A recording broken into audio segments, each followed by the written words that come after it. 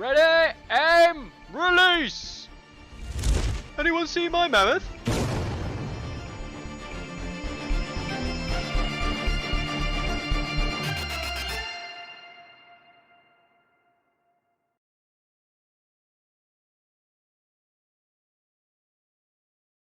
Hello! Hello! Welcome to another beautiful Monday afternoon. It's September the 13th, and it's just gone 7 o'clock. We've had a few technical issues with today's friend, today's guest, but he's got there finally. And as a hello to him, what I'll do is I'll leave Carlo's face up, right? But we'll do it properly, and we'll take Carlo's face and we'll turn it the right way up to indicate who is here. It is, in fact...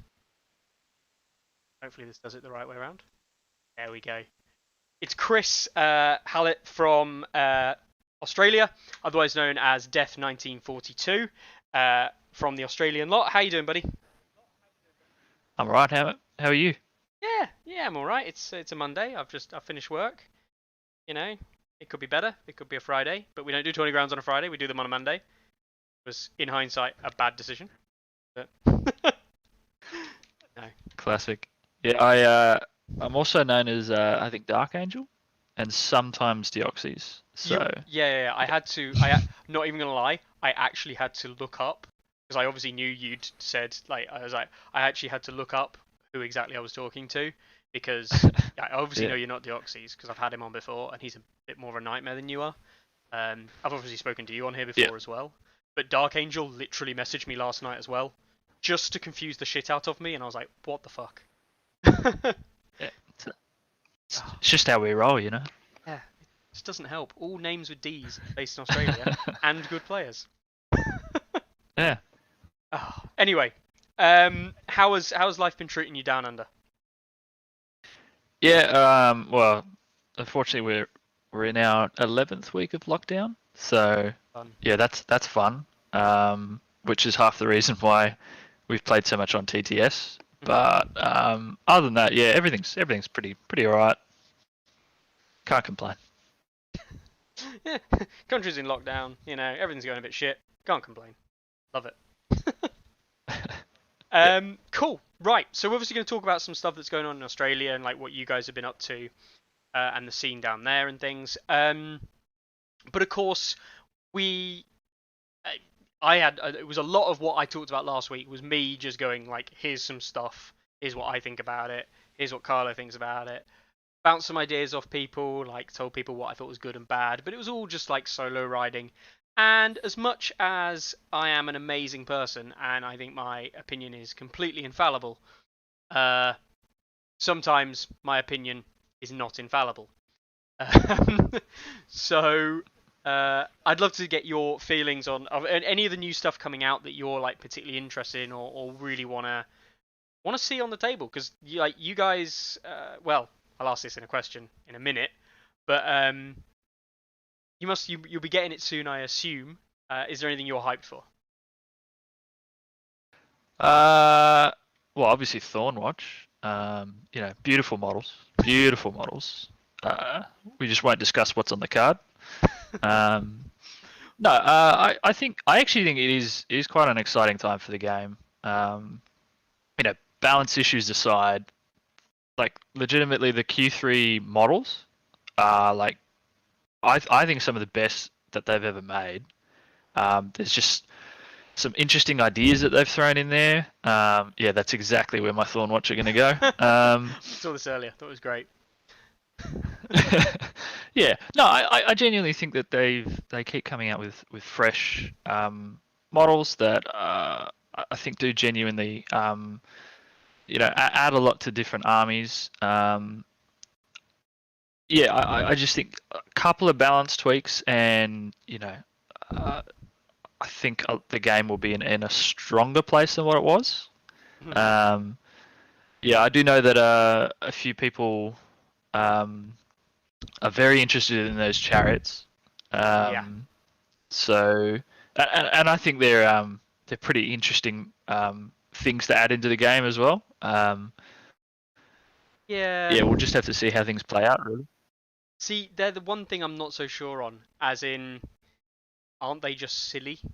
Like, aren't they just absolutely stupidly good? Yeah, but free Yeah. free folk are silly, so fits in with the faction really nicely. True. We are 100%, 1 billion% actually, completely silly.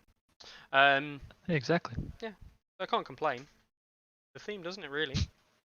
So,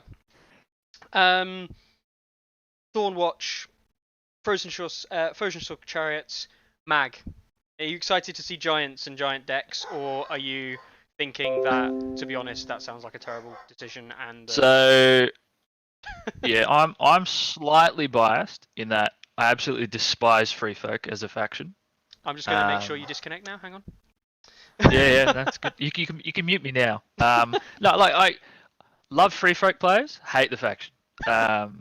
So, am I excited to see an entire army of giants? Basically, of course not. That sounds like my absolute nightmare. No, like I'm pretty excited to see like an interesting concept like that added into the game, and I am curious to see if they consider doing themed armies like that more for other armies. Well, it's interesting because it's, in my opinion, it's not actually the first theme army that we've seen, right? In theory, you could very much argue that Mother of Dragons is exactly the first themed army, right? Yeah. It doesn't bring a whole new. Well, deck. I mean, you could also almost argue that stuff like the neutral commanders, I guess, where they buffed specific keywords, you could also kind of say that that's on a theme. But this is the first. Well, I guess Mother of Dragons, but yeah, this one's a bit more like, no, this definitely only buffs this kind of playstyle and only this kind of playstyle, which is, let's bring a monster mash, really. Specifically because it actually takes away the base deck, which obviously, which is not. It's not even saying it buffs giants. It's actually, you no longer get the buffs for the other stuff, which I think is, a pretty big statement in its own way. Cool. Yeah, no, it's again, like, I like the design space around it. Dan in chat there saying, "Did I shrink?" I mean, it's highly likely that I did, Dan. That is a thing that we know happens. But I mean, at least I turned up and played games on Friday night. So unlike quitters like Dan here, I can call him out publicly like that because, well, it's my show. I can do what I want. So yeah. Cool. You must, of course, be mildly excited. Because I haven't had anyone on here properly to talk about it, but the semi-reveal mention of gold cloaks, not gold cloaks, the Golden Company. Sorry, Golden Company. Yep. Yeah. Oh yeah. So yeah, I'm mainly a Lannister player. So I'm curious to see what they do with gold cloaks because. I mean, anything added to neutrals is exciting, I think, because everyone other than free folk, which is, perfectly fine with me, get access to it. And for, like, in my head, they're like professionals. They're not really like mercenaries, I guess, and I think they're going to be slightly more heavily armored than the other neutral kind of sub factions, and I love my heavy armor stuff. So, yeah, very excited for them. As a Lannister player as well, you might get a usable range unit outside of Stormcrows in the Golden Company crossbowmen. So I've got red cloaks. I got all the range units I need. You got, yeah, that's right. Stormcrow mercenary archers, red cloaks, and potentially the gold cloak or Golden Company crossbowmen. There's no other range unit Lancers have, is there? Oh, I guess you can maybe Bolts of Bastard Girls, maybe. Yeah, they're pretty good as well. We definitely don't have any other crossbow units. No, those right are the now, 4 units. 3 of which are available now, 1 in the future. That's right. Those 4. Yeah, for sure. Anyway, yeah. Cool. We'll talk about news from the week. So, of course, this week has been jam-packed with news. I'm going to cover it all in this segment. You know, this segment usually takes about an hour to an hour and a half because I'll rattle on about it, guys. So the news from this week, Chris, what did you think about the news from this week? Did you think it was like super exciting? Loads of stuff going on, lots to talk about. Oh, it's a jam-packed week. That's why I'm here, right? Yeah. There's just so much to go through. Just everything's happening at once. It's almost too much to go into, really. Yeah, it is. It is. So we'll go into it anyway, even if it is a lot to go into. And this week, nothing happened, basically. Yeah, it was nothing really happened. So the only thing that really did happen is we've seen Anytime Wargames and other places around the world receive boxes, and more importantly, we knew they'd received them previous week. They've actually been sending them out. And so to answer in chat, Jonathan Horticulturist says, has anyone actually received their boxes that they want from Anytime Wargames, specifically Chariots? And if this picture here from one of my friends, I'm sure he won't mind me opening this up, gives you any indicator of that is this is a guy based in America who's got his Frozen Shore Chariots from Anytime. So hopefully, Jonathan, that gives you that reassurance that they are on their way out. They just might take a little bit longer to get here. I believe I've got my... Sorry. Am I remembering incorrectly, or did I see a fully painted Frozen Shore Chariot somewhere in the internet the other day? Yeah. So I will find it for you. Because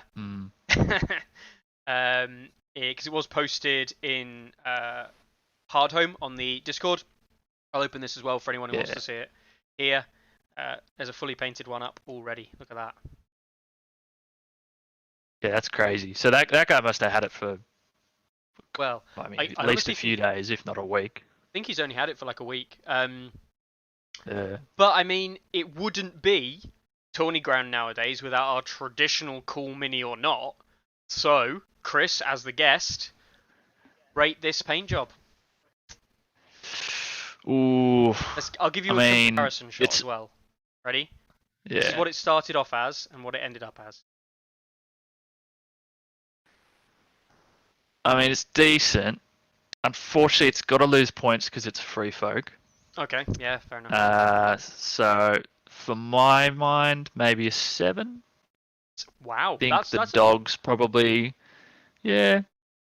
Like, the dogs are cute, but, it's a bit traditional, isn't it? It's very traditional. You can see there Carlo's clearly watching from somewhere. I think he's in Scotland nowadays. I can't remember where Carlo is this week. He moves around a lot. He's a travelling man, as we know from his massive appearances on Tourney Ground and the fact he never mentions leaving the house. He's given it a strong 0 from Carlo, which I think is quite a high rating from Carlo. Traditional Simon rating, of course. It's infinitely high, really. Yeah, infinitely. I actually think it's all right. I'd give it a 4, strong 4. My problem, of course, in traditional Simon style is no modifications, which clearly mean it can't go above a 5 because you didn't take the model that they gave you and made it better. And if you didn't make it better, it must be terrible. And you added a paint, but at least it's got basing that seems consistent, and the snow effect is good. So strong 4 from me anyway. Interestingly, I know we're going on about this, right? Someone somewhere said what you could do is the guy on the back with the spear, like holding the reins, or even the other guy with the scythe pickaxe thing.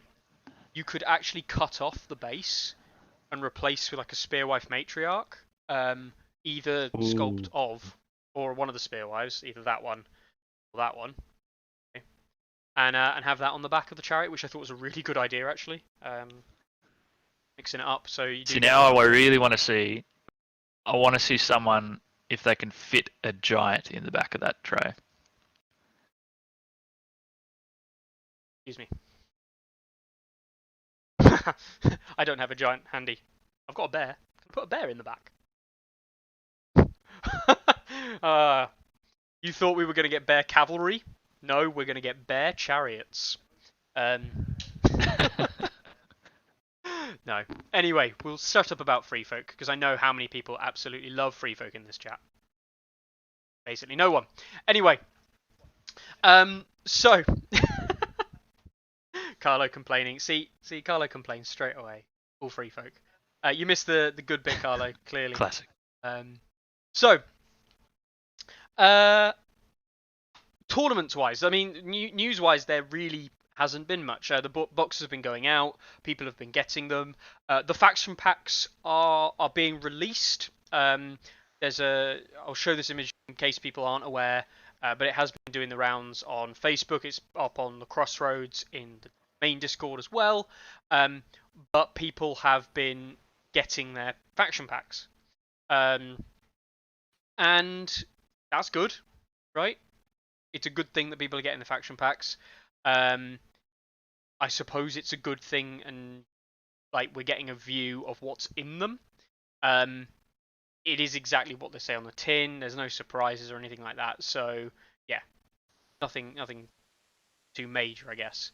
But it's going to be interesting for people collecting more than one faction, right? Because I can't find the picture now. The stuff you get in each faction like kit is you get all of the cards as well that you need, which means if you collect like 3 or 4 factions, you're gonna have absolutely butt tons of all those spare cards.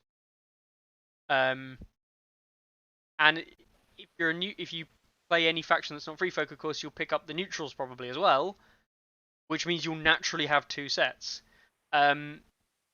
I mean, I think it's a good thing, but do you not think it's a bit overkill, perhaps? I don't know.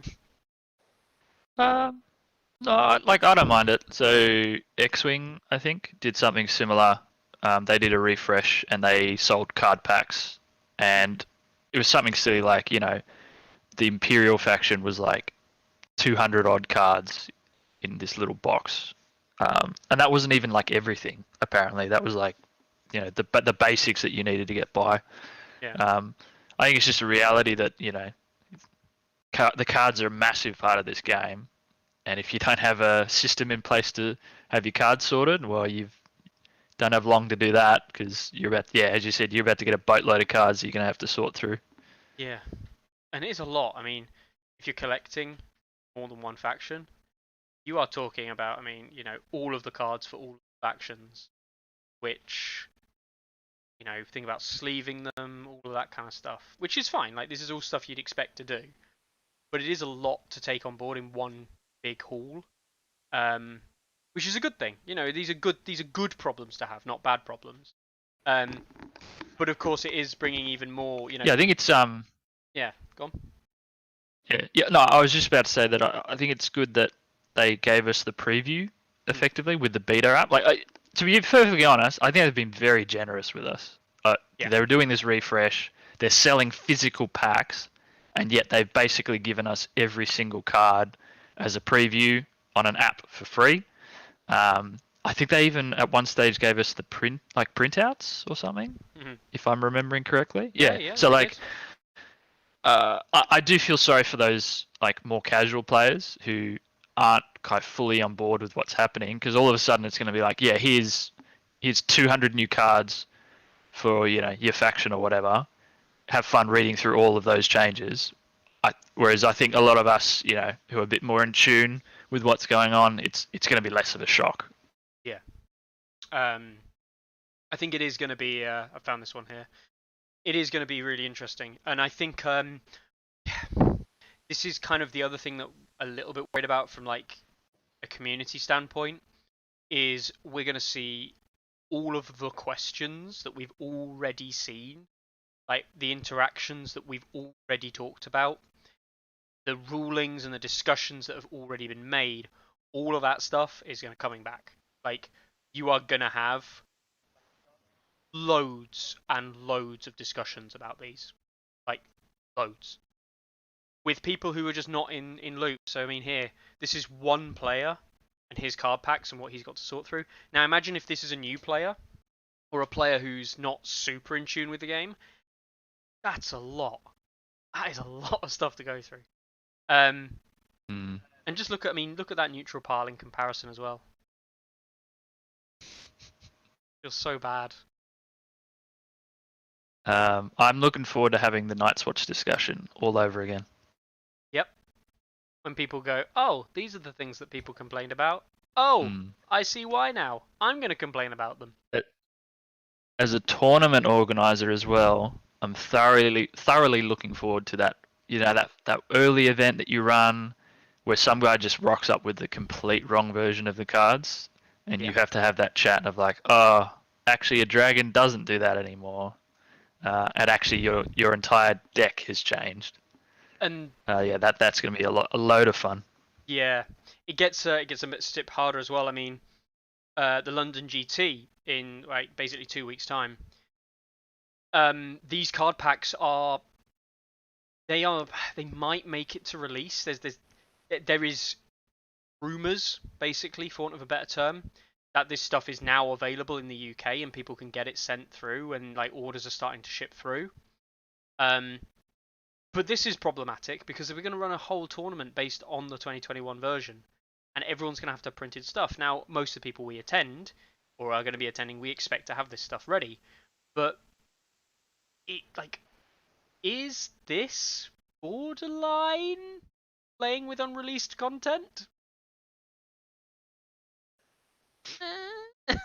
Spicy opinion there. Yeah, and exactly. It's not my opinion, of course, but it does bring a whole discussion about, but we're playing something that's not released in country, and it's like, well, the idea do you remember, is do you remember last year the controversy around, I think it was Rose Knights? Yes. And it was the classic like, oh, hang on, the Rose Knights haven't been released in, country X yet, so therefore we're not using them at all. And everyone was like, well, I literally have them in front of me and they're fully painted because I've had them for about 3 weeks now. So what's going on here? Exactly. It definitely brings a whole interesting discussion about, like, especially the international stuff. And international, I think you just have to use whatever the local area has got. But yeah, it's a whole discussion. I think it's wild. So because just on the releases, Australia is lucky enough to be quite close to the factory. Mm-hmm. Even though that's the case, we still struggle sometimes with the content because our local distributor isn't the best in the world. But it is interesting to see that sometimes we get this stuff quite quickly compared to like the rest of the world. And then other times, for whatever reason, a boat is able to go all the way from, I think it's Malaysia, all the way to the UK, ship everything out within the UK, and then we suddenly get our content. It's like, oh, okay, so that boat that took probably half a friggin' year to get all the way around to the other side of the world couldn't have just, dropped something off on the way to Sydney? No, okay, cool. Yeah. It is crazy. I mean, I always remember, this is before lockdown actually, or COVID, we had a Stormcrow mercenaries and Stormcrow archers were released in the UK, and like we just went and bought some, right? And we found out after buying them that they hadn't been released elsewhere in the world. Like, we were the only country that had them, and we were like, what the fuck? Why? Why has the UK got this stuff? Like, this makes no sense. But then you guys got completely screwed recently, wasn't it? It was like everyone else had. I can't remember exactly what it was, but everyone else got the box. I think even the Canadians almost got the box or something. And it's like, for whatever reason, the UK just got nothing. So we've had Kingsmen, but we've literally had, like, some of the UK distributors have been distributing Queensmen this week. And we've had Greyjoy starters, and that's it in the UK. We have not had anything outside Greyjoy starters for Greyjoys at all. So weird. Yeah, not even Greyjoy's Hero 1, which was supposed to be released at the same time, and surely would have been sent in the same shipment, which is the bit I don't get. Well, you would think Queensmen and Kingsmen were in the same shipment as well, but I don't know. Yeah. Anyway, I won't even try and work it out. So, All of that stuff's coming out. It's all there. People are getting it. It's all fun and games. The I guess the next thing for us to talk about, I mean, news-wise, the news is over, right? There's nothing else really to talk about. But there's been a lot of tournaments. There's been, tournaments finishing, tournaments starting, all that kind of thing. In fact, for those of you who are obviously looking at my screen, you'll see that I have a tournament game in my challenge bar. This is something that you may not have seen as a TO if you've never played in an event now with the new way the challenge system works. But I can just go into my tournament game at the top here. I don't have to try and find my tournament game. I literally just enter it through here. It takes me to my choosing of my lists that I've picked for this tournament. I can scroll down, see my list, see my opponent's list. I've got the game mode at the top as well. Choose my list, lock it in, boom. And I'm straight into the challenges as if it was I just sent the challenge across to my opponent.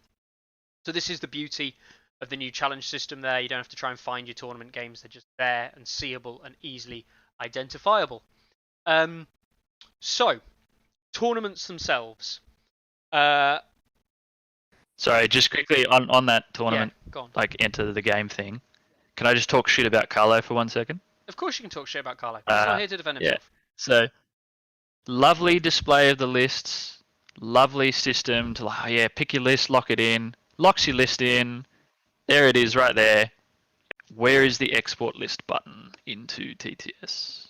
Oh, it's not there. Oh, okay. How do I load that up? I have to find my list in the stats builder. You don't. Oh. Ooh, has he updated it? No, I'm going to give you a little cheat. Okay. So, if you click the text/list view, you'll see this here. Now I'll zoom in for the sake of the recording. So you can see here my ELO list for Theon. I'll zoom in. Here's my ELO list for Theon. And you see this link here? On here? Yeah. If you copy just that bit from player, including the player, up to the end of the code, that is your unique list ID. So that's the player who made the list.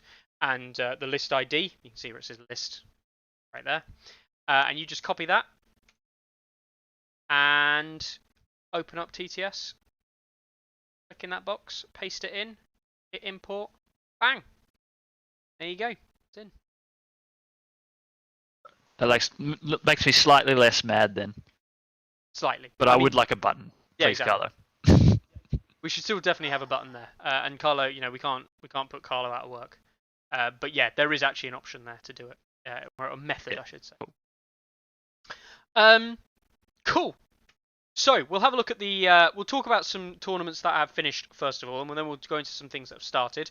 Over the weekend, we saw, strangely enough, Masara, who entered a 14-player event in Poland again, and won. And you're thinking, what? He won with neutrals? No, he won with Night's Watch. But he ran Vargo, and there were limits on there was no Awful Commander, no John Commander, no Mother of Dragons Commander, and Relentless was melee attacks only on the attack. I like that. Yeah. It's good. They run this, and he ran effectively two very similar lists with Vargo, but slight variants and differences. And yeah, he beat people. Assassinating commanders with Vargo is pretty good when you've got Ranger Hunters to do it. Yeah, he's a very good player as well. I mean, he is. He's a very good player. There's a reason he's at the top and has been for so long. We also saw Gratka running a 12-player event. This is one of the German events, I'm pretty sure, with Lannisters. And 12-player event with Lannisters going Roos and High Sparrow. Some interesting. He run a 4-3 split and a 5-3 split on his NCUs, running Tyrion in both lists, which is really interesting. Doing it that for is Lannisters. Interesting, actually. This happened yesterday. Doing it for the good guys, for sure. And this was Polish, actually. Sorry, not a German event. It was a Polish event, and it was a good selection of players in the event. Podwis has seen before, running Mance Raider. A couple of other players in there, Toxis, quite a popular. Was that Facebook. Is that event that someone posted up where they were playing? I think in a school for a charity. It might have been. Potentially. Might have been. Yeah. I know there was. I know there was ones put up on Facebook, with the first Polish event, and I mean, I'm gonna call him out because we can't put it out there, or I can't not use this opportunity to do this. So I'll find the event quickly. But yeah, the Polish players are putting on like event after event after event. It's actually insane how much they play. So yeah, I think it will be good to see them continue playing, to be honest, and just continue pumping out game after game after game, especially in tournament scenarios as well, and tournament like settings. So if anyone is wondering, no, it's really good to see yeah. Such a strong community as well out in the world. I know them and the Germans are quite like they're just constantly running events. They've got a good player base, and they've got a good mix of players as well. It's like it's really it's a community that I think like we can aspire to be. I guess, because it's just constant events, lovely people, and just really high skilled players as well. Definitely. Now here's a quick sneak peek. That man in the crown. Who do you think that is?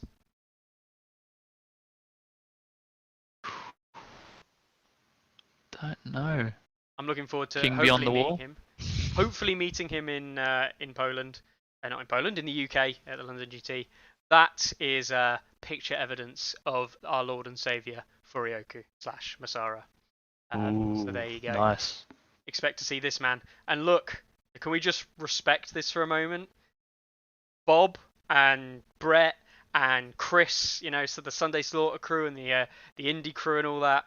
I mean, this guy, he's repping no sleeves, on the shirt, and he is winning tournaments left, right, and centre. So I mean, it's clearly a thing, right?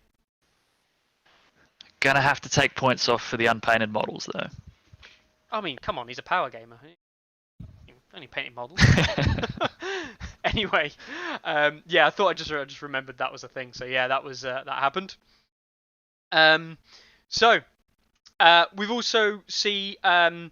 I think there's another Polish event, if I remember rightly. Yeah, so this was this was the other Polish event. Yes, there were 3 Polish events over the weekend. Absolutely mental. And it was won by a Stark player, a 12-player Stark winner. And I believe this had a good mix, but there were Night's Watch players, but Offal was banned, of course, as was Mother of Dragons. But cool, another 12-player event, another winner. Again, I mean, we just got to give them a shout out. To run 3 events with 3 separate, like 12, and 14 players over a weekend. Shout out to the Polish community, man. Shout them out. They're doing really good work. And also, we finally saw, and this is actually an old event. This is the North Cal Returns, the North California event run by Curl Kirsten. He's finally closed it off, and we can see there the Asher lists and the Greyjoy list. The Greyjoy lists, I should say, that won the event. So if you are interested, you can go and check those lists out and check out the games. But that event did actually end some time ago. So yeah, lots of events, right? But you're here to talk about 1 or 2 special events, right? Of course. Am I right in saying yeah. It's the Lockdown Smackdown event? Yeah, so we can discuss. Partially. We can discuss those. I guess the main one that I need to spruik, because me and Dark Angel, although the exact same person, is I should definitely say, are running an ELO tournament down south. So you are, aren't you? It's not started yet, has it? Obviously, I don't think. No. Sign up? So that's the main. That's the main one that we want to spruik. What do we call it? TTS Pan Oceania Championship. We did want to call it the Southeastern Hemisphere World Championship, but that got shut down, unfortunately. That's pulling a page out of Simon books. That is. Yeah. So, can we see those champion start lists? Francesco, for you, go on. I'll put them up one more time, just for you, buddy. But you can just check them out on the site. You can just literally log in and check them out yourself. That's the beauty of the site. This is again why we love the site so much, is that it just all the information's there. It doesn't hide anything. Again, like, I know everyone listening here uses the site often enough. You'll all be familiar with the site, but really push your TOs and things to use the site as best they can and to get tournaments or just get games being posted on there, because it means it's transparent. It's easy information that literally anyone can access. You can go on, check out what was going on, and see what won, see what's doing well. So yeah, it was an Edard and Rob's style stuff. That was probably the most frustrating thing about that CMON event, and I love that Brett was posting stuff along, but my God, everyone in my local area just wanted to see the lists and wanted to track what was going on as it was happening, and we had to live through whatever Brett was posting in text, basically. So yeah, and that's the frustrating part, right? It's not that. It's the double whammy. It's not that we don't want to hear people posting about it, but we want to have it, like, in my opinion, I want it unopinionated. I want to form my own opinions and form my own ideas of how the games are being played out and how I would expect a game to happen, rather than somebody saying, oh, it was a really close game.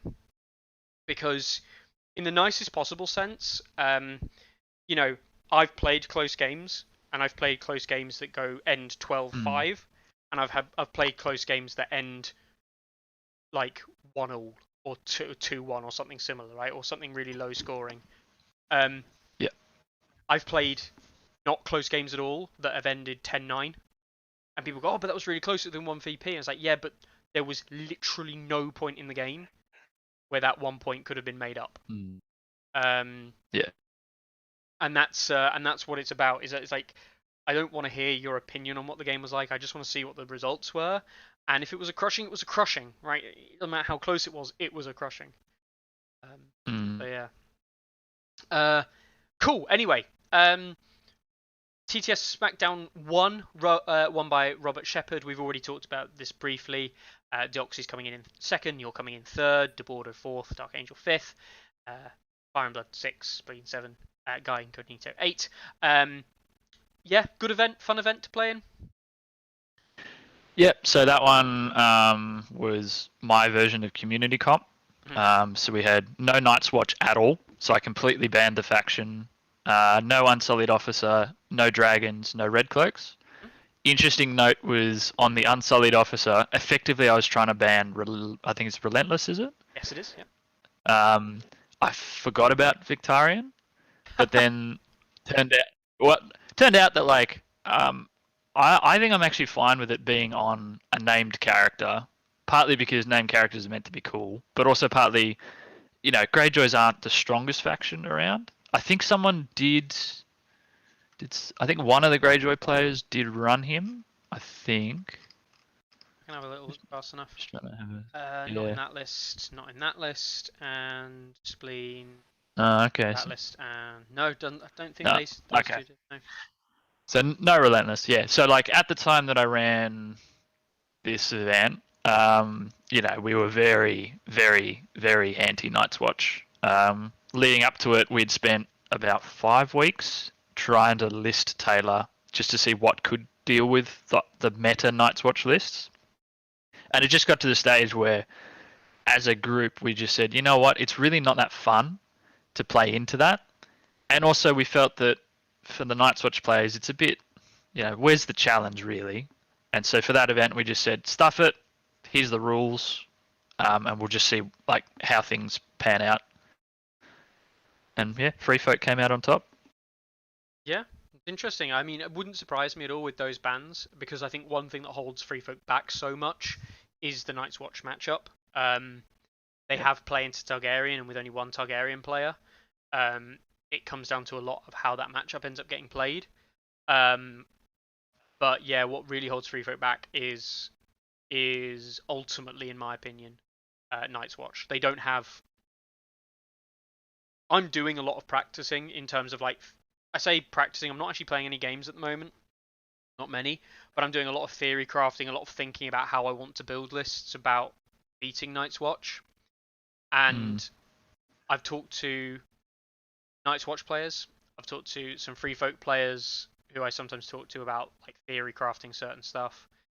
And I've spent a lot of time on myself just like sitting there thinking about how I'm going to build a list and what I'm going to include in it. And I've come to the same conclusion each time, which is I can't build a list into optimal play Night's Watch and hope to win. Yep.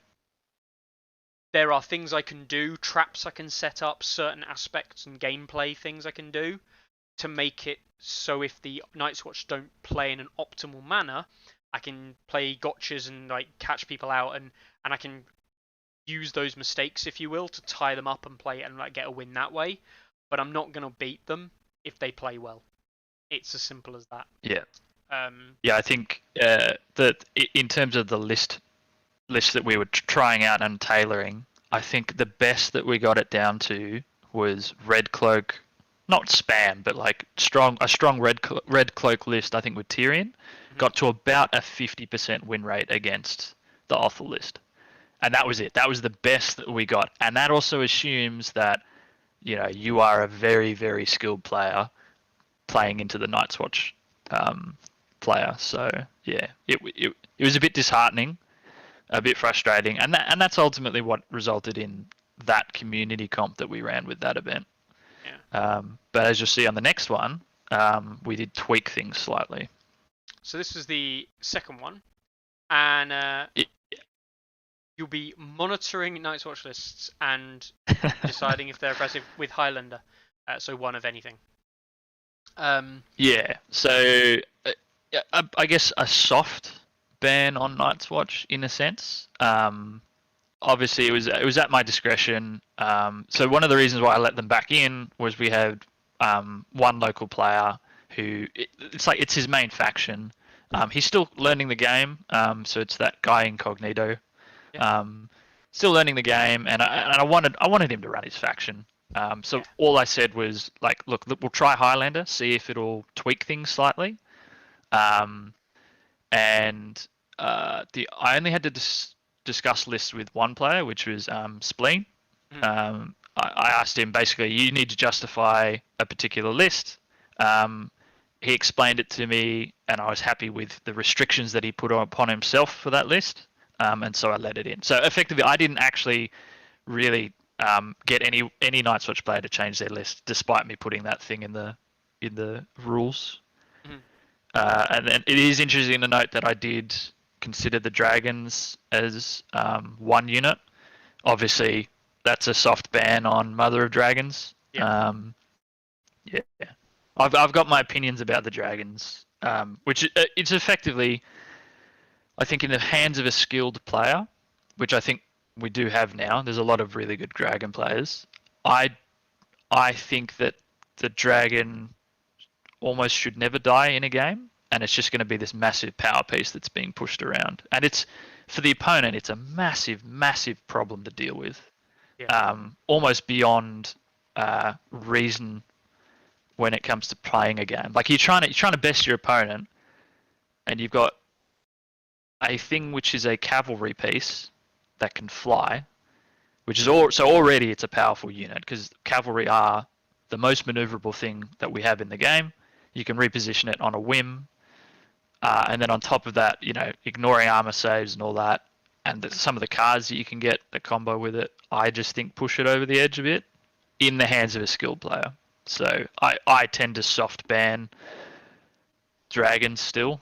I think someone in that. Oh no, there were no Targaryens in that event. So yeah. That's interesting. I mean, I do find that Targaryens, the one thing that Mother Dragons is so weak to is the out activation, which I'm completely fine as. Like Free Folk and Greyjoys, I think really do have a lot of play because they can out activate, and therefore they can force these positions where they can then jostle and get advantages into the Mother Dragons list. But I agree. You're playing like an 8 activation list, or like if you're playing a 7 activation list into Mother Dragons, it's just miserable, man. It's just miserable.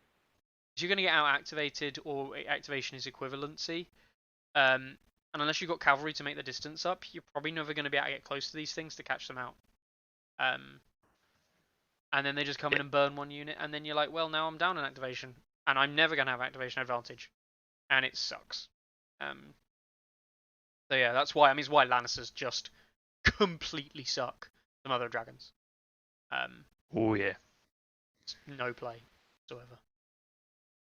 Well, at least not if Targaryen knows what he's doing. It was good though in that event that we did get those 2 Indonesians in.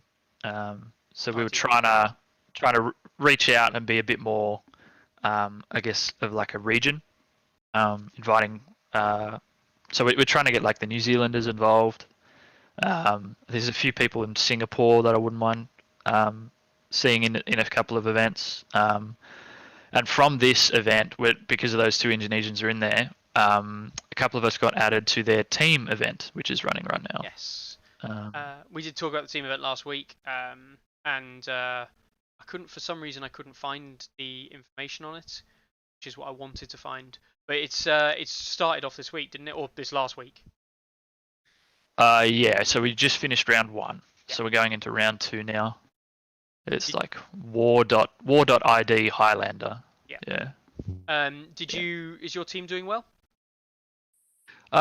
Surprisingly, so we got a new player on our team, and then like another like half decent player. We probably picked pretty weak factions overall. So we were expecting to not do very well, and I ended up playing Lannisters into a Targaryen list with a dragon, I believe. Mm-hmm. Which was a very scary prospect. But I managed to win that 10-9, so that was a bit of an upset there, I guess. And then my other teammate managed to win, and the new player who playing Greyjoys, he did lose, but overall I think we did all right. Yeah, that's cool. Yeah. It's an interesting concept too, because it's like it's almost like the player standings don't really matter, because it's teams. So and it's a bit hard to kind of visualize where your team's at. But we have like there's a Discord where we can kind of track the team results. Right, that helps. It's one of those things again, like just it really helps just being able to track them at least a little bit. Yeah, that's cool. That's cool. Awesome. So with that in mind, how about? I mean, obviously, talked about restrictions, the impact of the restrictions. You're running this next one, the TTS Pan Oceania Championship. You're hoping to get quite a few players in, I'm guessing, from those regions, like we said before, and it's going to be an ELO event. Yeah. What made you choose ELO? So after the 2 lockdowns and the kind of enforced comp, we were like, okay, well, and again, we tried Highlander and we thought, okay, well, it probably doesn't quite solve all of the issues that we were expecting. We're like, okay, well, what's the next step? And then we remembered that ELO stuff existed. Had a chat with Carlo actually just to get another explanation of like, hey, how does this system actually work properly? And then after that, we decided, you know what, let's just try it out, because all we really want to do here is like we just want to play games, really. Like most of Australia is currently in lockdown, so we're not going outside that often. We can't get physical games in. May as well just try things out. And so we're like, all right, well, we'll see what an ELO event will do. It is interesting to note that there's that Sunday Slaughter ELO event happening. Yes. So that's going to impact. I think there'll be. I can't remember if there'll be 2 or 3 rounds finished by the time we start this. So there will be some movement around commanders that. So right now you might look at it and go, oh, I've already got the commanders that I want to run, because of where the ELO's at. That tournament will have an impact on those numbers. So our players are kind of monitoring it and having, I guess, backup lists ready to go. But yeah, I do want to see a wide range of players in that event. We'll try and get the Indonesians in, and I'd love to see pretty much anyone from, I guess, the Asia Pacific region. If they're keen, like, please sign up. Mm-hmm. The interesting one for me is, or what I've seen recently, is the faction ELO changes. I would bring up the big graph, but a coding bug means it doesn't work at the moment, so you can see all the changes. But right here, we can see Night's Watch have taken a massive lead over Targaryen again. And it's through the rise, the quite meteoric rise, of Donald Noy. Donald Noy's just been winning games. A lot. He wasn't that highly rated, now he is. Do you rate Donald Noy, or do you think again it's a feature of these kind of limited formats, and he's just doing really well in these limited formats? Yeah. So for the random commander faction thing tournament, I got given Night's Watch, and Wow. I got given like Alice there, I think, and I got given I think a neutral commander, might have been Dario. Ah. And I found that like, okay, yeah, okay, the commander's changed, but that deck is still unbelievably good, and they still have amazing units. So I don't think it's that hard to build a really strong Night's Watch list, regardless of the commander. I suspect Donald Noy is, yeah, just what people are shifting into next. I don't think he's the second best Night's Watch commander. I think John is, but it is interesting to see him surge to second. Yeah, definitely. The it's definitely interesting. It's definitely very interesting to see him rise so much, considering how little he was in. So seeing him just rise up and being more dominant, I think, is going to be yeah, kind of really interesting in the future. I wonder if he's going to stay up that high, to be honest. So yeah, we'll have to see, I guess. Cool. We'll have a look back at the commander rankings as well later when we talk about ELO events and things. But obviously, we're talking about ELO. You've got 4 players signed up as it stands, saying you're expecting quite a few more by October 1st. Why choose ELO over other stuff? I guess it kind of again. So no one wants to stop people from playing Night's Watch. They just want a way to try and control how powerful they are. Yeah. And so we thought, well, ELO kind of does that, right? If you want to run Othel, go ahead. Yeah. But your wins are going to be worth a lot less than other people's wins. So in theory, someone else should be able to, if they win like all their games, almost certainly score higher than you because yeah, you're just scoring so few points. Will it result in a bunch of lower ranked Night's Watch commanders taking out the event? Who knows? We're willing to see. We're willing to try it out. And I think it also it's exciting for those lower factions as well. Particularly Greyjoys as well, because a lot of their commanders are ranked quite low, and it just gives people like an exciting option to go. All right, so this commander, who might be my favorite commander, isn't really being run, got a very low like negative rating. You know what? I think I can run them and score lots of points, and so you get to kind of run them and not be too scared about their power level, I guess, in relation to other commanders. Yeah. Cool.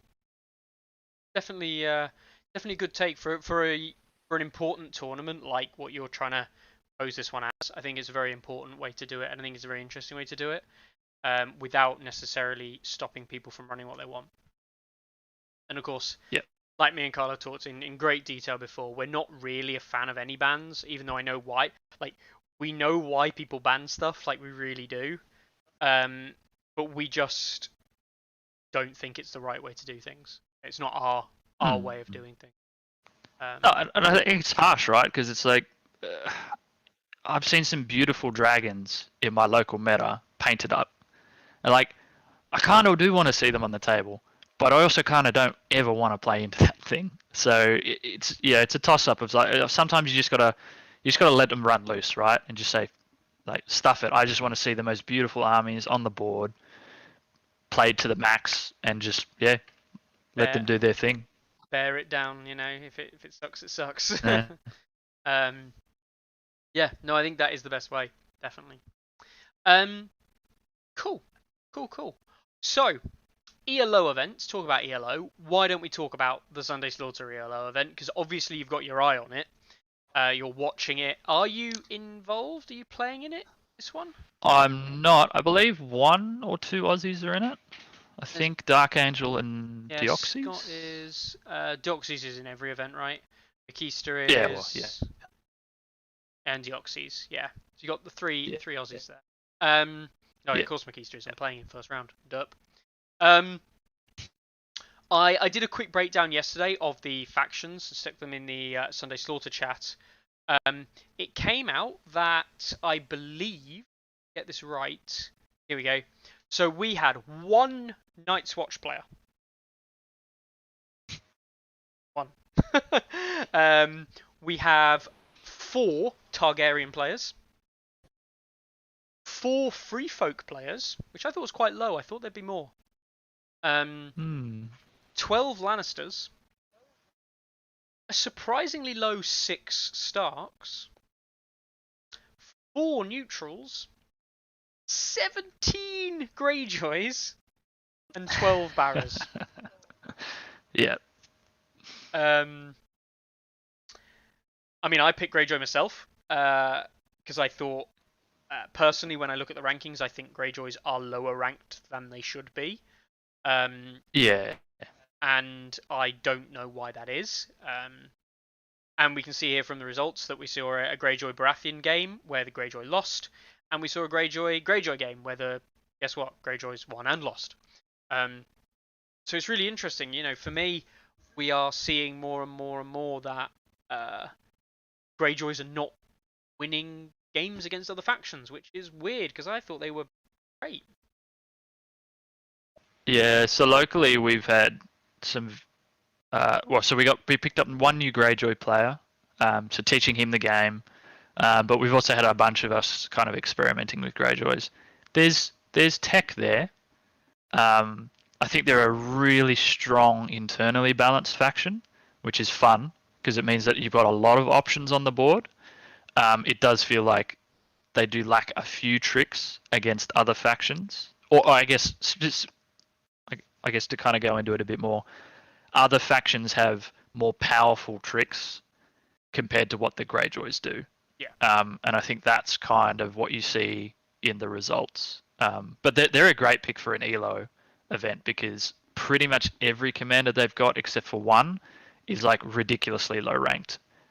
And in terms of a faction, like it doesn't really make sense for the whole faction to be that low ranked. So there is options there for you to pick a commander that will probably surge up in an ELO event and score you lots of points.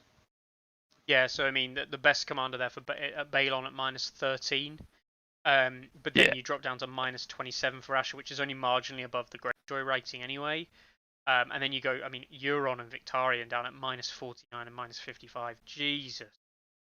God. And that, for me, that's straight away that's wrong because Eric should be down the bottom. But I don't think Eric gets enough games. Honestly. Yeah, well, that's the problem. I think it's something similar in Lannisters as well. Like I think it's Tywin and Gregor are right down the bottom, and it's like, I feel like Jaime should be there, but yeah. I'm running Euron for my game. Eric's had 7 games on the site. Yeah. Which says everything. Balon 70. Euron only has 44. Great. Theon's only at 34. Victarion's got loads, 125 games. Gee. Asher's got nearly 200 games. A couple of games shy of 200. And then neutrals don't count. So who cares about neutrals? So yeah, a lot of like those Victarion, Asher, Balon style, but like Euron, Theon, bloody Eric has nothing. Which people play Eric, please play Eric more. He's clearly overrated, or he's not. But he just has no data. So yeah. Wouldn't it be hilarious if people do play him and he just shoots to like 2nd in the Greyjoy list?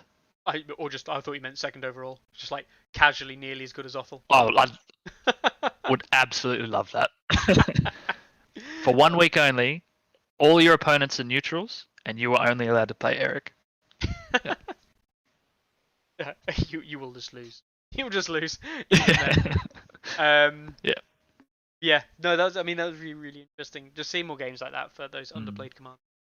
But yeah, I mean, a lot of Greyjoy players. So people clearly thinking they can pick things up. What was more interesting for me was the number of Lannister players there were. 12 Lannister players. There was clearly a lot of Lannister players who think either they will win the event with Lannisters, or Lannisters are underrated, which is very interesting. Yeah. Um, So yeah, again, when we were setting up our ELO event, that was straight away most of the stronger players in our meta flagged. Yeah, there are a few commanders in the Lannister list that are far lower than what they should be. I suspect it's the starter box setup for me, and it's also the fact that they're a popular faction anyway, so they get a lot of games in. I think they lose a lot of games that in real life that they probably shouldn't lose, and so that drags them down quite a bit. It will be interesting to see in our event how many Lannisters we get. I know I'm definitely considering Tywin and Gregor again because of just how low they are in that list. Yeah, I think Lannister players will be kicking themselves actually already for this event. We've already seen them shoot up to third, overtaking Free Folk and gaining a lot of ELO from the weekend. Yeah. So yeah, I think Lannister players are going to be kicking themselves a little bit. So yeah, see how that plays out. Free Folk have made actually a win for ELO event there for Free Folk players because they've dropped slightly. Greyjoys have barely changed. Also, that's an interesting thing about the ELO events. It's I think it adds this really interesting dynamic to the tournament itself. In that, obviously you take two lists into an event, and you've got to take two lists that you think will deal with the missions and your opponents and all that jazz. But you got this extra element of is everyone else going to pick my commanders? And are my commanders going to immediately shoot up the rankings and actually impact my ability to score big later on in the event? That's definitely something that you have to consider with ELO, and it is an interesting thing where it's like, if you can pick that commander that's off meta, that's in the wrong spot, and that not many people pick in your event, that's probably like the sweet spot for ELO. In that, if you win your games, you will score big. Yeah. Yeah. Yeah, I agree wholeheartedly. I think that is the way. That is the way you want to be doing it. And yeah, watching these things go up and down and trying to like work out where they're trending is definitely interesting. Score big, to ultimately get those big scores that you want. To pull a win and pull down like 3.5 tournament points from a win. Like, be happy with that. That is a good win. Or you pull out a loss against something and you perhaps get like 1.3 tournament points out because it was like a narrow victory or something like that against an opponent who should have been winning like much heavily than that. That's a good result. So take it. Yeah. So yeah, cool. Interesting. So yeah, the other thing that baffled my skull in is the completely lack of Stark players.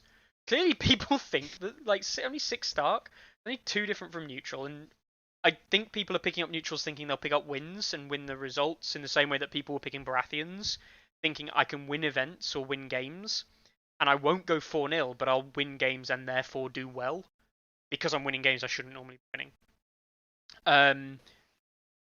I think a lot of people see Starks and they think actually, where they are at the moment, that's pretty well rated. That's kind of what they should be.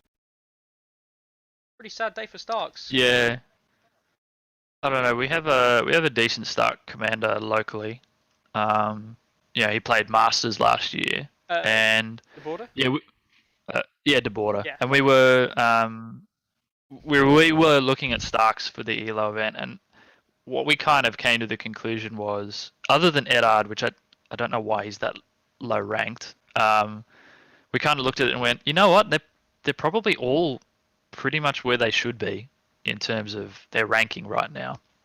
And so that's a difficult faction to pick for an ELO event if almost all their commanders are roughly where they should be, because your chance of so your ELO is going to be more stable because chances are they're not going to bounce around too much. But it also means that that's where their rankings are at. If you come up against a lower ranked commander and lose, you're in for a bad time.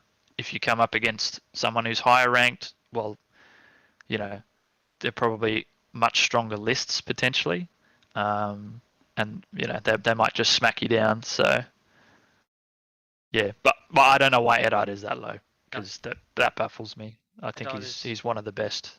Borderline worst commander. Roderick being as low as he is so baffles me slightly. It's the same problem that Roderick had in 1.6, in that I don't think Roderick obviously wasn't the strongest commander in Starks.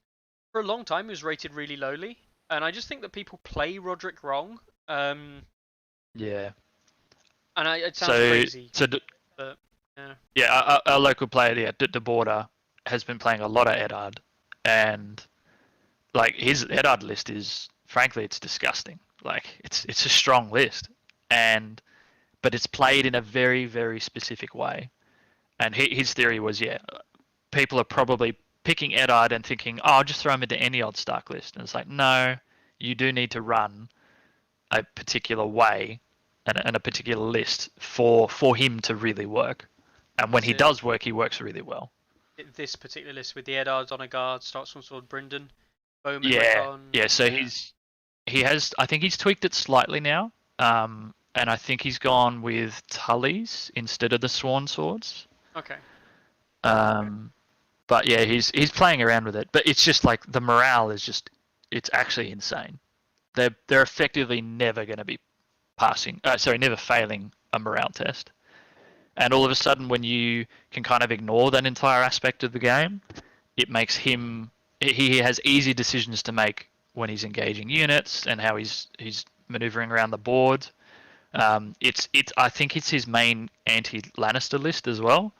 So if you run Red Cloaks into it, okay, sure, they get a lot of negatives, but potentially he's looking at a base of like 3-up morale, I think, if there's a Weirwood there. So it's pretty nuts to try and chew through that, even with panic damage.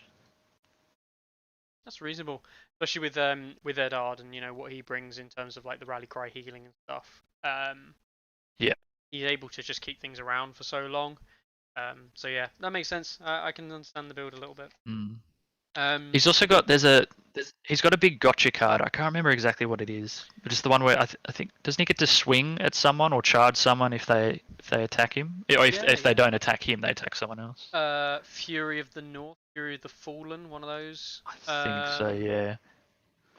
Fury of the Fallen. So after an enemy attacks melee, and you can perform an attack or charge with Eddard's unit, of course.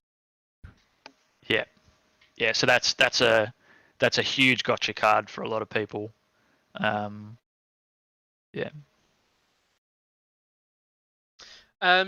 Cool. Cool. Yeah. So that ELO events, really interesting. I think it's going to be interesting to see how this one pans out. There's a lot of players. There's 60 players in this event, and they're only going to play 4 rounds. They are umming and ahhing whether or do a 5th round for some of the top players to play another round out to see, like if there is an eventual winner. If a lot of people on similar kind of TPs, but of course with it being an ELO event, like the amount of tournament points each person has is not necessarily going to be equal. So that's quite important to note. So you will actually have a winner of the event who might even have like no word of a lie. It's possible you'll be like 12 wins. So you could be at like 13.4, and somebody else could be at like 13.35, and you'll appear top on the list, and it's like, hey, I've won the event, and it's like the other person played into a slightly weaker commander in one game. But that is what it is. That's what it is. That's why you play these events. It's why we'll always say the winner of an ELO event is not necessarily, that doesn't necessarily mean, oh, well done to that individual. You should always look at the winners at roughly equal TPs, right? You get 60 players in 4 rounds. You half it, you have 30 players. You'll half that again, roughly speaking, to 15. End of the second round. Half that again, you'll end up with maybe 7 or 8 players in the next round. Half that, you'll end up with 4. So you should have like 4 players you'd expect to go undefeated. So you'll expect to see 4 players around that level, and if they are running those lower commanders, you can expect 14 like TPs, maybe 15 TPs from the event, depending on who they play against, of course. Yeah. So look at all of those undefeated players, and anyone running at like 13, 14, 15 TPs, which is more than the 12 you'd expect. All respectable win, in my opinion. Cool. Well, it's been an hour and 10 minutes, Chris, and I've run out of stuff to talk about. Blame Simon. Blame Simon, right? It's just been a quiet week. There's not much else I want to talk about. There is some things I need to talk about, of course. And I will go ahead and do those. But yeah, pretty sad day, innit? Pretty sad day. Short episode. I guess it means you can get up. Have you got work today? Even if you are working. I do. I have work in about 3 hours 15 minutes. So I'm gonna head off, get some sleep, and then wake up for work. Get a bit of a nap. I assume you're working from home with lockdown and stuff, or? Yeah. I hate working from home, but yeah, it is what it is. Sat in front of a computer all day, looking at screens. Yeah. Then finish, get up, go into the other room, sit in front of another computer. It's good fun. See, as you can probably tell, I use the same one for my work as I do for 20 Ground. So I used to stream exactly like this when I was working. Hence the reason we started 20 Ground. I was already doing it for work anyway. I have like the 2 monitor setup, and so I was working last week working from home. It was great. I was able to do all my work on this, but the whole time I could have like a video up and have that on in the background, or watch Discord flow by or whatever. Love it. I love actually doing it, especially if I'm working on documents and things like this for training. And So yeah, I usually have, funnily enough, I have like the Tourney Ground and other like podcast style videos on my other screen at work while I'm doing all my stuff. Yeah, it's good. So, I'll give a shout out to all the events we've got going on at the moment. We've got the Duke's Gaming in Pontypool event, which is like the weekly event they've got running there in Duke's Gaming. So massive shout out to them. The Highlander tournament, which is that the German one? The German one? I think it's the German one. Yeah, it's the German one, which is actually over. Was won by NatClab with Night's Watch. That is the event is over. That's not finished yet because Bartender isn't back to lock it because Bartender's on holiday. We've got the TTS Random Factions event, which is coming to its end next to the end of this week. Which was this one that you were part of or you set up? Was it? Yeah. Yeah. No, I didn't set it up. Dark Angel set it up. Angel, yeah, right, so I'm playing for top spot in that one. With Night's Watch, as you'd expect. Classic. Yeah, I mentioned you earlier against Spleen. Interesting. When's your game? I haven't organised it yet, so I'm lucky that both my tournament games this week are against Aussies. So it's kind of like we'll just slot it in whenever. Yeah, that's better. I'm playing Batista and already thinking about it. Like, there's a chance I will have to play him at like 11 or 12 o'clock at night, so he will be like his morning to play.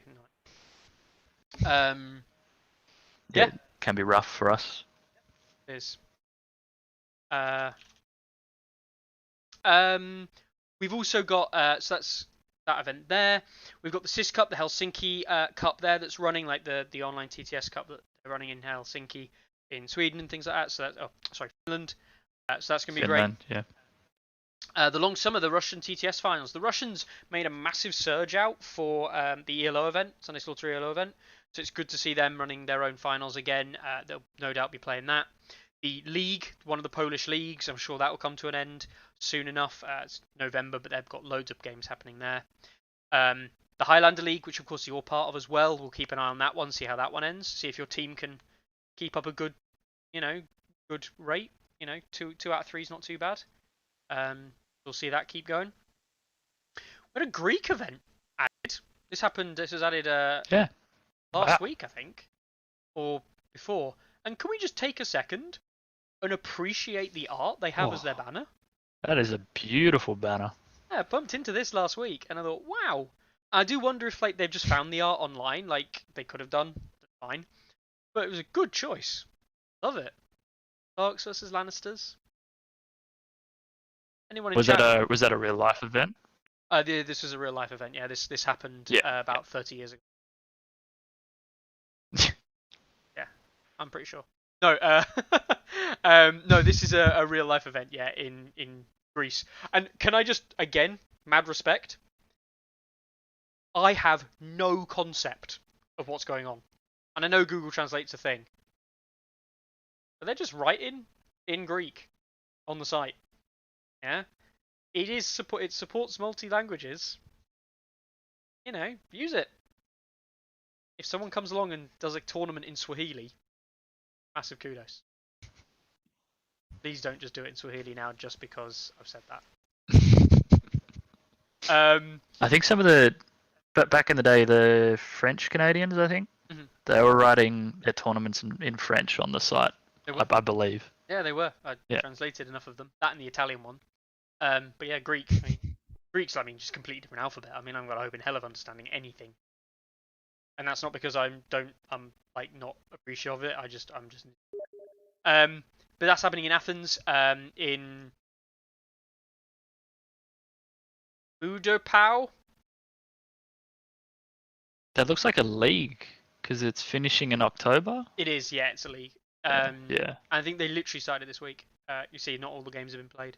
But yeah, cool. Got a good mix of commanders. We've got 2 Night's Watch. We've got Targaryen, Greyjoy, Baratheon, Freedrake, Lannister. Hey, for 7 players, picking 6 factions. It's pretty diverse. Yeah, no Starks, unfortunately, and no neutrals. That's cool. That's a cool little league they got going. So shout out to the Greek guys over there. Fantastic, absolutely fantastic. We've then got. I wonder. Surely not. Anyway, we've then got the Sunday Slaughter event, which is of course kicked off as well, which we've talked about. Now, events coming up. There may be events coming up sooner, but of course, the big one is the Grand Tournament, the UK Grand Tournament at London in not this weekend, the weekend after, the ELO event happening on the Friday. For those of you that are coming, and I don't know if people are reaching out or not, if you are coming, please sign up to the event on Stats. Please, please, please, please, please do it. There are some people who are not, and there's run the risk of you losing your first game because we can't add you in later on, or we can add you in after the first round, but it will mean you miss out your first game on the Saturday, which of course means you can't win the event. So don't not sign up. So yeah, if you know players who are perhaps not signed up, or who are going, who maybe you're not sure if they've signed up, just ask them to get signed up ASAP. Better for everyone involved if they do. Do you know if anyone's going to be streaming any of that? We're saying no as it stands. We will try and do as much as we can for it, but we can't guarantee. We're not the only people there, and we can't guarantee the internet in the location is going to be good enough. Yeah, that's fair. We are looking into seeing how viable things are going to be, but what we might have to do is film them and then send them out afterwards. I will look into it though. I'm going to look into it with the other guys.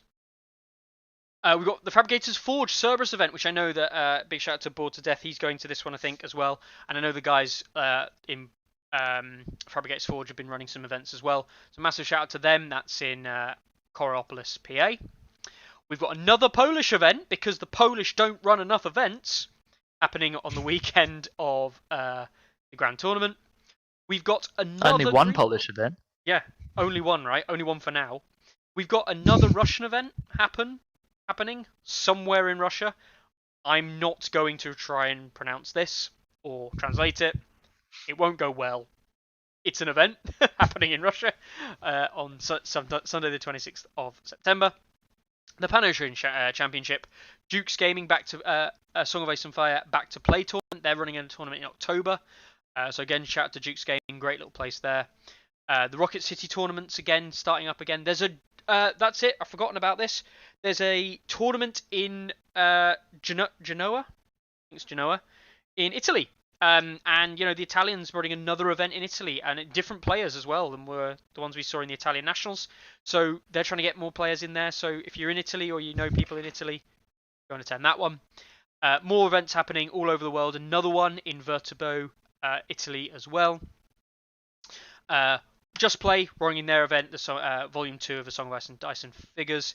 The Rimble Rumble, which has been on there for ages, we talked about that. The Always Winter at Common Grounds in Scotland, and Captain Con, which is still way in advance, all the way in February next year. God, that's a lot of events going on. That's a lot of things coming up over the next couple of months. God, I shouldn't need to go through these. It's exciting though. So I think it's a good indication of how international this game is, and it's one of the few games where I've seen the international community so closely connected.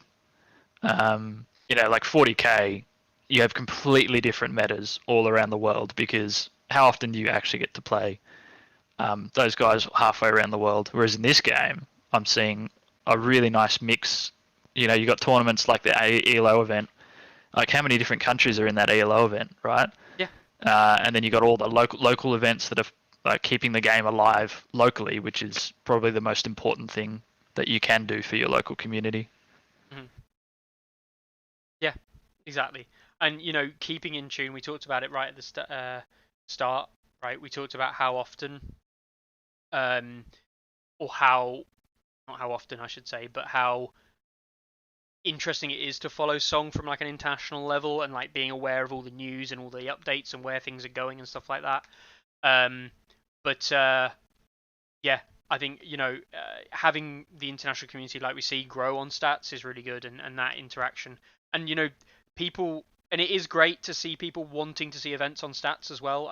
Big shout out to all of the people watching, be it live or be it on recorded, because it is fantastic for you to want to have events on stats, so you can follow along with them, so you can see the results, see the lists, see what's going on. And take away from a little bit from the players, take away the pressure from the players to update people. I'm really looking forward to the future of stats and how it's used. I know that Carlo's always being Carlo and he hates life, but I'm really happy with like the direction that stats has managed to take, even though it's not been what Carlo wanted. And it's good to see people calling out for it and being like, yeah, 100%, get it used, use it. And the more people saying, look at these random places where we've got events. Who'd have thought? Who'd have thought that we'd have had a random event in Genoa or in Viterbo just outside Rome, and at the same time, this random event here in Rzeszów near Krakow, Poland. Or this one in St. Petersburg. Who'd have thought that, eh? Who'd have thought that? Mm. I mean, there's also these events over here that happen in this part of the world, but no one cares about them. Yeah, that part of the world doesn't really exist. No, I've actually heard that it's full of actors. Yeah. Yeah. Is that why? Fake. Is that why I often get you confused? Because you actually do play Dark Angel and Deoxys and the Border. Put on a slightly different voice. I put on a wig, and then away I go. Yeah, that makes sense. Do you mind if you tell me what your weekly wage is for your acting role?